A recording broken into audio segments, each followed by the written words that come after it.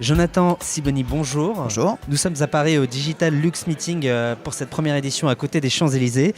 Vous êtes président de Luxury Insight, une société de base de données, de data et d'insight dans l'industrie du luxe, c'est ça ? C'est exact. C'est exact. Vous venez de sortir d'une keynote où justement vous avez expliqué votre vision sur la complémentarité entre le luxe et le digital.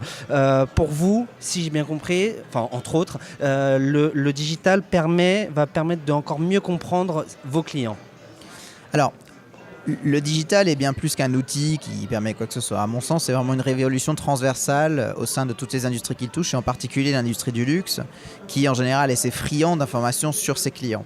Effectivement, il y a une espèce de paradoxe quelque part entre le luxe et le digital. Ce dont on parlait lors de la conférence, c'est que le luxe est basé sur une forme de distance. Le luxe dit « ma marque est comme ça et vous pouvez me suivre ou pas ». J'ai un temps long, je ne suis pas dans l'immédiateté. Le digital, au contraire, c'est l'immédiateté, c'est la proximité, le côté collaboratif, aucun côté exclusif. Donc le luxe a eu un petit peu de mal à s'acclimater à tout ça. Et tout d'un coup, il a bien été obligé de prendre le train en marche. Et comme dans le luxe, on ne fait parfaitement ou on ne fait rien, il a fallu se mettre à faire tard et parfaitement bien, ce qui en général est assez compliqué. Alors ils ont fait ce qu'ils ont pu et ils ont fait plutôt bien pour certains dossiers. Dans le digital, vous avez énormément de paramètres qui sont inclus. Ça va aller de l'e-boutique sur laquelle vous allez vendre, à la stratégie de CRM digital, à l'e-communication, à ce que vous allez faire sur les social media, etc. Alors tout dépend sur quel sujet vous voulez vous concentrer, mais en particulier effectivement la force du digital est la possibilité d'aller toucher, écouter le client. Combien de temps il a passé sur votre site, qu'est-ce qu'il a fait, quel produit il a vu, est-ce qu'il était sur Facebook, est-ce qu'il a aimé votre page. Toutes ces informations-là sont des informations que vous allez enfin pouvoir avoir à enrichir votre base beaucoup mieux que ce que vous ne pouviez faire précédemment, simplement en l'écoutant et en lui parlant en boutique. C'est ce qui va vous permettre aussi de comprendre par exemple un métier à l'étranger, la Chine, le Japon, l'Italie. Alors c'est là où il faut quand même bien distinguer le big data qu'on appelle nous micro, c'est-à-dire le client lui-même, et le big data macro qui est le marché. Puisque c'est pas parce que vous allez écouter 1000 clients ou 100 000 clients que vous allez comprendre le marché en réalité. Vous allez comprendre 1000 clients, point. Le marché c'est plus complexe. Le marché c'est l'agrégat de ses clients et il a des tendances de fond. Les Chinois aujourd'hui que vous allez suivre en Chine ne sont qu'une partie infime des consommateurs chinois de luxe. C'est à peu près un quart. Donc vous avez besoin de faire les deux, de faire un monitoring et un suivi de ce qui se passe d'un point de vue micro sur vos clients à travers la big data. Vous avez aussi besoin de faire de l'analyse de big data macro sur les tendances de fond, les flux touristiques, le nombre de touristes chinois qui viennent à Paris, leur niveau de revenus, etc. pour accompagner justement ces tendances de fond stratégiques. Et c'est une tendance de marché. Ça, vous ne pouvez l'obtenir qu'en travaillant top-down, si vous voulez, en analysant le marché. Et c'est à ça que sert Luxury Insight. Comment le digital va permettre au secteur du luxe de se réinventer ? Le secteur du luxe, large. bien sûr, c'est une question large mais intéressante. Le secteur du luxe se nourrit continuellement de paradoxes. Un paradoxe dans le temps entre la tradition et la modernité, par exemple. Comment faites-vous pour expliquer en permanence que vous existez depuis 1837 et que tous les 6 mois, vous faites un défilé ? C'est quand même assez complexe. Il y a un paradoxe également entre le côté uniforme, la cohérence au niveau mondial, qui doit être parfaite, et les spécificités, les réalités qui sont multiples au niveau local vis-à-vis de vos consommateurs. Donc le luxe est non pas le royaume de l'excès, comme certains ont tendance à le présenter, le champagne, etc. C'est pas ça le luxe, c'est tout au contraire l'équilibre.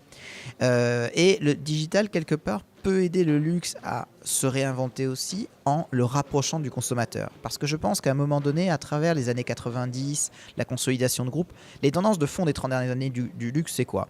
C'est premièrement, vous aviez il y a 30 ou 40 ans des marques qui étaient des marques familiales. Vuitton appartenait à la famille Vuitton, Hermès à la famille Hermès, etc. Ces marques familiales vendaient à des clients riches dans des pays riches, qu'on connaissait et en général dont les parents eux-mêmes étaient des gens riches dans les pays riches. Il y a eu une première phase qui était une phase de consolidation, c'est-à-dire que ces marques ont été rachetées. Et ces acquisitions et la logique financière qui en a suivi a amené 2 évolutions fondamentales. La première, la démocratisation. Les marques se sont mises à faire de plus en plus de produits, certains moins chers, pour aller vendre dans les pays riches, bien sûr aux gens riches, mais aussi aux gens un peu moins riches, des classes moyennes supérieures. La deuxième tendance, c'est l'internationalisation. C'est-à-dire le fait de dire je vends à des gens riches dans les pays riches, mais aussi dans des pays en voie de développement. Ces 2 tendances-là s'étant développées au cours des 20 dernières années, une marque aujourd'hui comme Vuitton n'a plus 40 boutiques, mais 450. C'est-à-dire qu'elle va vendre à la classe moyenne supérieure ou à des gens très riches dans les pays riches, mais également à des gens riches dans le monde entier. Cette espèce d'expansion très très très forte à travers le monde a amené la marque à être surexposée à un certain moment. Dans le surexposé, j'entends pas forcément un côté négatif, mais en tout cas à être très très très présente. Or, ce qu'on appelle l'équation du luxe, c'est que l'équation du luxe, vous devez être visible de tous, mais appartenir à peu. Parce que si tout le monde vous a... Dans cette notion de rareté. Exactement. Donc, c'est ce qu'on appelle known by all, owned by few. Et donc, quand vous démultipliez vos réseaux de retail, vous prenez le risque à un moment donné d'être banalisé. Un risque que certaines marques sont en train de connaître en Chine. Le digital vous permet quelque part de résoudre un petit peu ça, c'est-à-dire le fait de vous faire voir par tous, mais en même temps de ne pas offrir le produit à chacun. Ça, c'est une première chose sur la communication. Mais le digital, pour moi, ça va aller beaucoup plus loin. Le digital est un moyen qui permet aux managers, si on s'intéresse aux managers, de mieux comprendre leur marque, de mieux comprendre leurs consommateurs, de mieux comprendre leurs concurrents, de mieux comprendre leur marché. Et aujourd'hui, le digital permet d'aller beaucoup plus vite dans la compréhension des enjeux stratégiques pour trouver les bonnes personnes en interne et avancer sur des décisions qui avant étaient plutôt basées sur l'intuition. Si je devais résumer le digital pour moi et le big data, c'est de dire qu'il y a 20 ans, on est passé d'un monde de l'intuition à un monde basé sur la data. Combien on a vendu en Chine, combien on a fait, ça c'est l'expérience. Donc on est passé de l'intuition à l'expérience. Et aujourd'hui, l'expérience, grâce à la big data, va venir mélanger vos données internes à de la donnée externe pour passer dans des logiques de prédiction et donc d'anticipation et d'accompagnement.